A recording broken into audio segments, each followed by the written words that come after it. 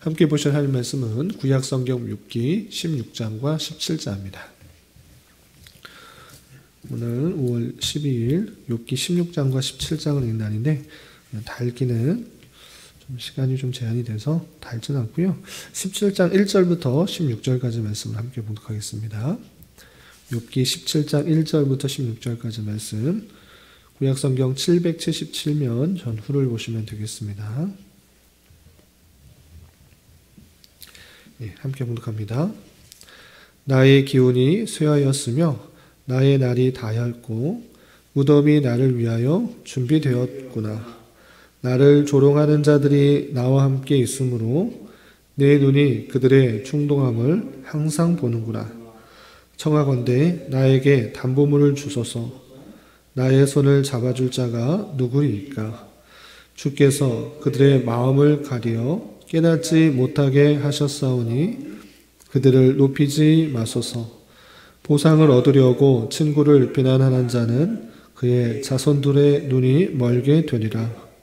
하나님이 나를 백성의 속담거리가 되게 하시니 그들이 내 얼굴에 침을 뱉는구나.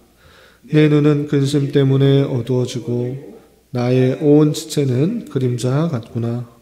정직한 자는 이로 말미암아 놀라고 죄 없는 자는 경건하지 못한 자 때문에 분을 내나니 그러므로 의인은 그 길을 꾸준히 가고 손이 깨끗한 자는 점점 힘을 얻느니라.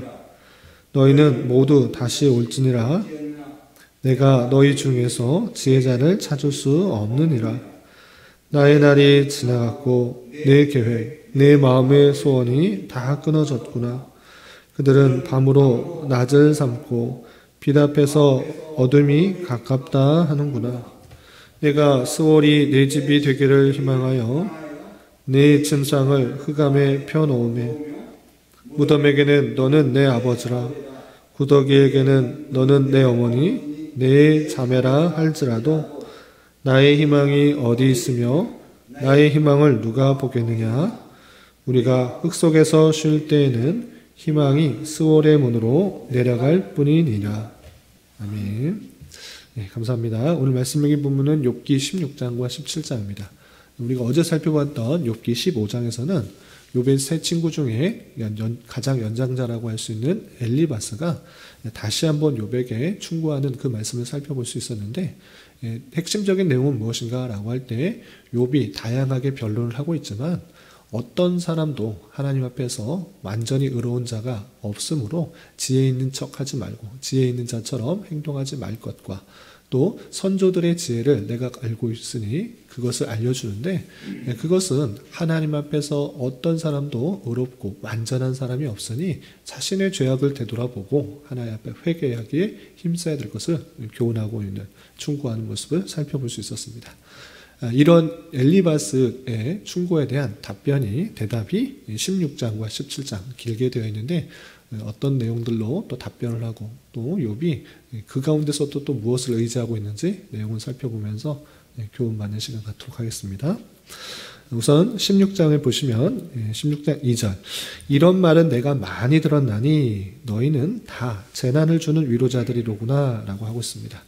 여러 가지 친구들이 여러 가지로 답변을 하고 또 충고를 하지만 이런 말은 많이 들어서 실제적으로 나에게 도움이 되지 않는다, 이렇게 말을 하고 있는 것입니다.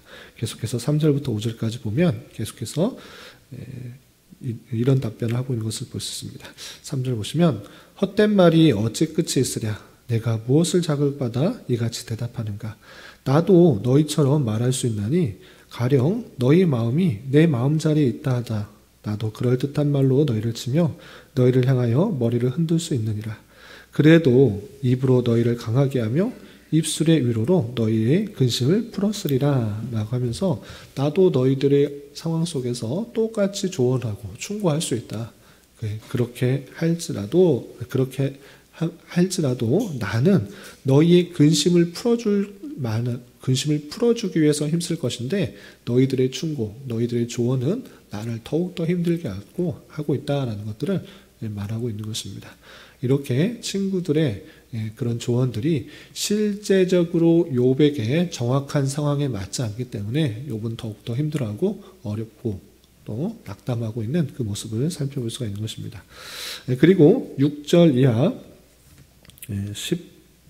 16절까지는 고난의 원인, 지금 계속적으로 당하고 있는, 변치 않고 있는 그 고난의 모습들이 그냥 우연히 찾아왔다라고 생각하는 것이 아니라 하나님께서 주장하여 주셔서 이런 일이 나타났다라는 것들을 욥은 다시 한번 고백하면서 이렇게 말하고 있는 것입니다.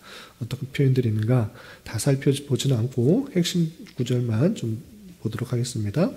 7절 보시면 7절 이제 주께서 나를 피로하게 하시고 나의 온 집안을 패망하게 하셨나이다 라고 하면서 내가 피곤하고 어렵고 집안이 망하게 된 것 어쩌다 보니 우연히 됐다라고 생각하는 것이 아니라 뭐 재수가 없었다, 운이 나빴다 이런 식으로 생각하는 것이 아니라 주께서 하나님의 주권 가운데 이 모든 일이 일어나고 있음을 욥은 분명히 생각하고 있는 것입니다.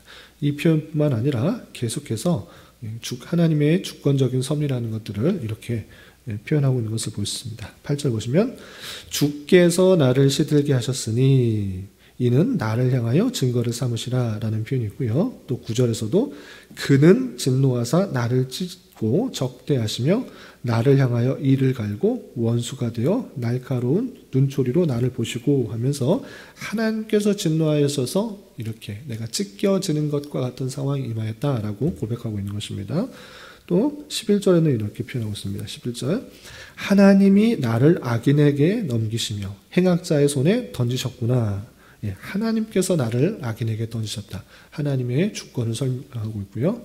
또 좀 건너뛰어서 14절에는 이런 표현이 있습니다. 14절 그가 나를 치고 다시 치며 용사같이 내게 달려드시니 하나님께서 나를 치신 것이다. 용사같이 달려들어서 나를 어렵고 힘든 가운데 내모셨다라고 말하고 있는 것입니다. 이렇게 욥은 내게 닥친 상황이 어쩌다 보니 우연히 일어난 것이다 생각하지 않고 힘들고 어려운 일일지라도 하나님의 주권 가운데 일어나고 있음을 계속적으로 생각하고 있는 것입니다. 이렇게 어려운 일이 닥쳤기 때문에 내 죄악에 대한 심판이다 이렇게 생각하는 것이 아니라 욥은 그럼에도 불구하고 아무리 되돌아봐도 내가 하나님 앞에 벌받을 심판을 받을 만한 그런 죄악이 없다라는 것들을 다시 한번 생각해 보고 있는 것입니다. 그래서 어떻게 표현하고 있는가? 17절에 이렇게 표현하고 있습니다. 17절 하나님께서 계속적으로 나를 치시고 어렵고 힘든 상황 가운데 몰았지만 17절 그러나 내 손에는 포악이 없고 나의 기도는 정결하니라. 내 손에 죄악이 없다, 포악이 없다, 내가 잘못한 것 없다. 아무리 되돌아봐도 하나님 앞에 이런 심판을 받을 만한 일이 행한 것이 생각나지 않는다라고 하고 있는 것입니다. 또한 나의 기도는 정결하니라 라고 하면서 하나님에게 합당한 그런 기도야 또 신앙의 정신들을 보이고 있었다라는 것들을 강력하게 주장하고 있는 것입니다. 이렇게 욥의 고백처럼 하나님 앞에 정결하게 살고 또 의롭게 살고 또 하나님 뜻에 합당하게 살려고 했을지라도 하나님께서 주관하시는 그 어려움과 환난이 닥칠 수가 있다는 것을 우리는 계속적으로 살펴볼 수가 있는 것입니다. 그런데 욥의 이런 탄원과 또 어려움 속에서 구하는 것이 무엇인가라고 할 때 단순히 낙마하고 좌절하는 데서 그치는 것이 아니라 중보자를 구하면서 하나님 그 중보자께 모든 것을 맡기는 신앙 가운데 나아가는 것을 볼 수 있습니다. 어떻게 표현하고 있는가 보시면 19절에 이렇게 표현하고 있습니다. 19절 지금 나의 증인이 하늘에 계시고 나의 중보자가 높은 데에 계시니라.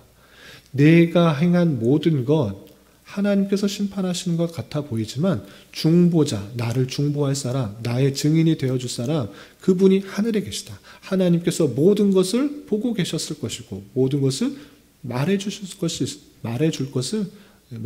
수 있는 분이 있다는 것을 확실히 믿고 있는 것입니다. 그래서 중보자가 높은 데 계시고 나의 증인이 하늘에 계시다라고 하면서 중보자를 더욱더 의지하며 내 모든 것들을 답변해 주실 그 증인은 간구하고 있는 그 모습을 볼 수 있습니다.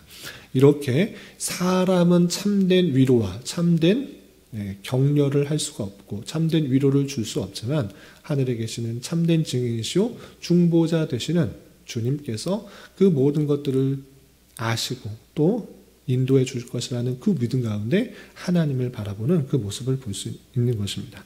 여기서만 그렇게 표현하는가? 그렇지 않고 또다시 비슷한 표현을 이렇게 하는 것을 볼 수 있습니다. 어떤 표현이 있는가? 17장으로 넘어가서 17장 3절에 보면 이런 표현도 있습니다. 17장 3절 청하건대 나에게 담보물을 주소서. 나의 손을 잡아줄 자가 누구리까? 내가 정말 죄가 없고 아무런 그런 하나님 앞에 심판을 받을 만한 그런 범죄한 사실이 없다라는 것들을 하나님께서 아시니 내 그것을 확실할 수 있도록 담보물을 달라라고 하는 그 모습을 볼 수 있습니다. 이 담보물은 단순히 뭐 어떤 담보물이라기보다는 앞에서 말하고 있는 그 중보자 되시는 주님, 하늘에 계시는 참된 증인이 되시는 그분께서 나의 모든 것들을 알기 때문에 중보자적 역할을 할 어떤 것을 달라라고 하고 있는 그 모습을 볼 수 있는 것입니다.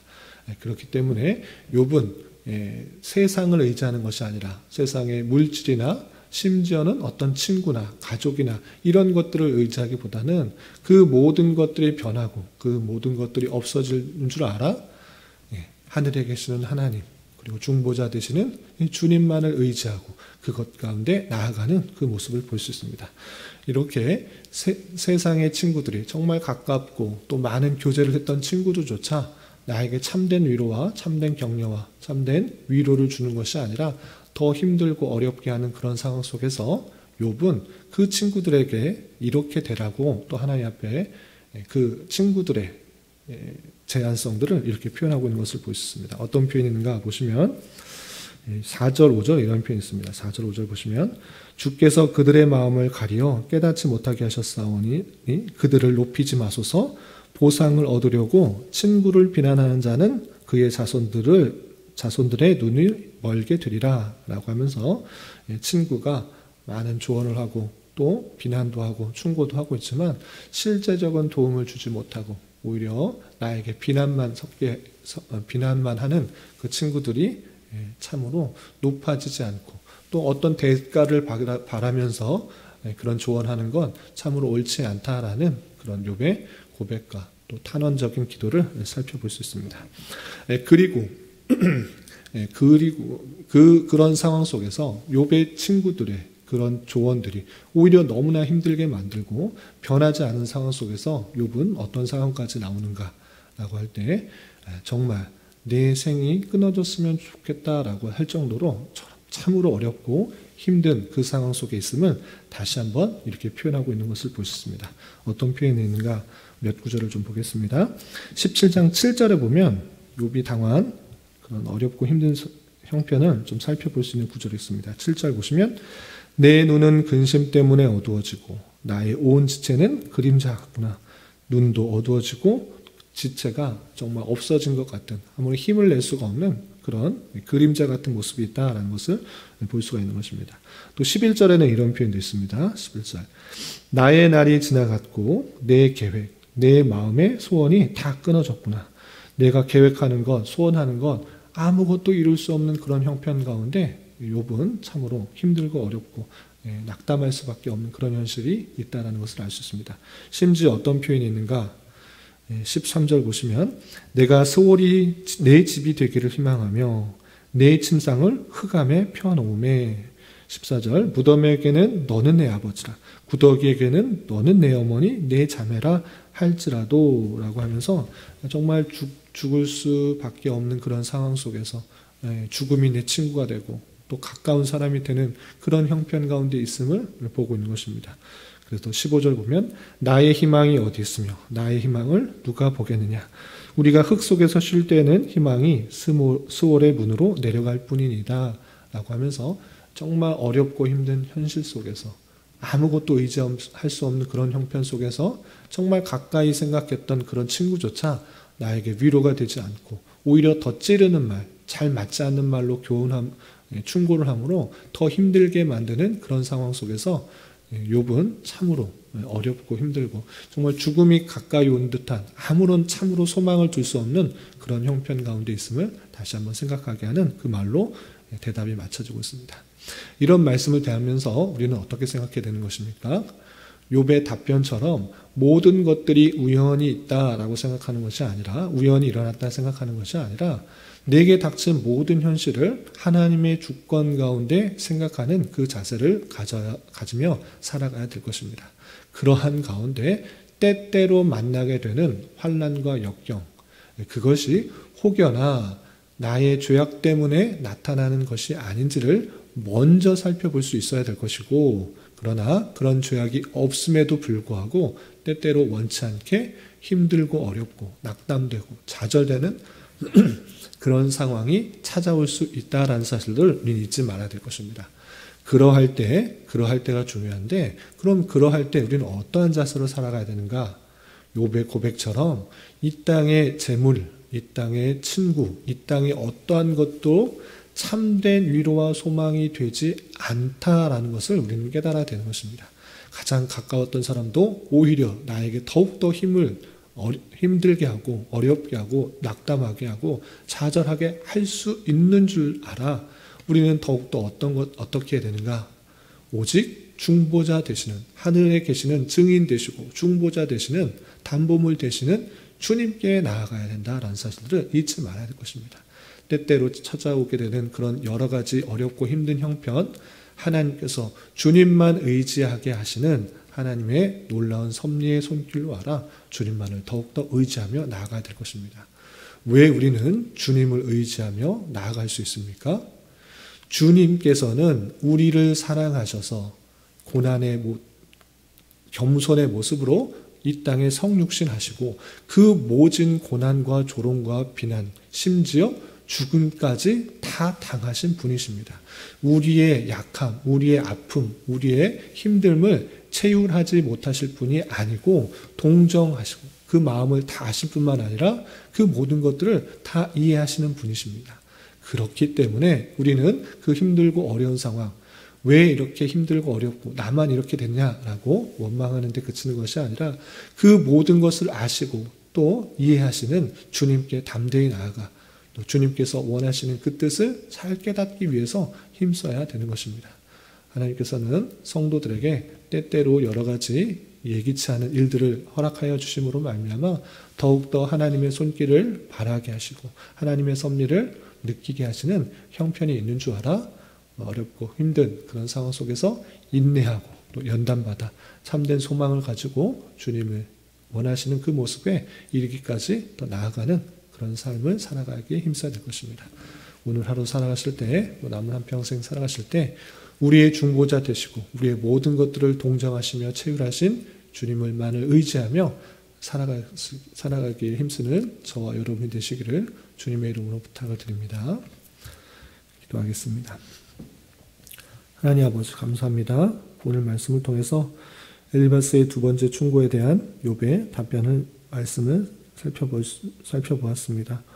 이런 말씀을 대하는 자로서 나의 모든 것을 주님께서 아심을 확실히 믿고 때때로 내가 겪는 어려운 현실들이 나의 죄 때문은 아닌지 영적 민감함을 가지고 회개의 방편으로 삼게 하여 주시고 그러나 의롭게 살려고 노력했을지라도 원치 않게 만나게 되는 여러 가지 환난과 어려움 또 비방과 조롱과 핍박들이 있을 때에 오직 중보자 되시는 예수 그리스도만을 바라보고 담대히 살아가는 그런 기회로 삼게 하여 주시고 특별히 나를 사랑하여 주셔서 이 땅에 오셔서 모진 고난 당하시고 십자가에 달려 돌아가신 주님을 더욱더 바라보며 우리의 신앙을 더욱더 연단하고 또 성장하고 성숙하게 하는 기회로 삼을 수 있도록 인도하여 주시옵소서. 주님 5월은 가정의 달로 보내고 있습니다.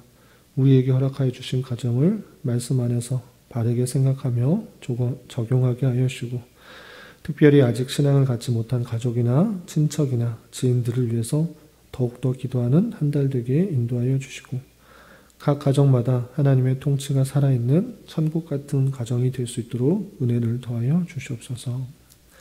주님, 교회 내 육체의 질병과 연약함으로 어렵고 힘든 가운데 있는 여러 성도들이 있사오니 주님 지켜주셔서 건강하게 잘 치유되고 회복될 수 있도록 인도하여 주시고 직장과 사업장의 문제로 가족의 전도와 신앙을 위해 주님께 간절히 부르짖며 나아가는 여러 지체들이 있사오니 함께하여 주시고 그들에게도 응답해 주시사 우리의 기대와 소망보다 훨씬 더 풍성한 것들로 채워주시는 하나님을 깊이 경험할 수 있는 기회 되도록 인도하여 주시옵소서.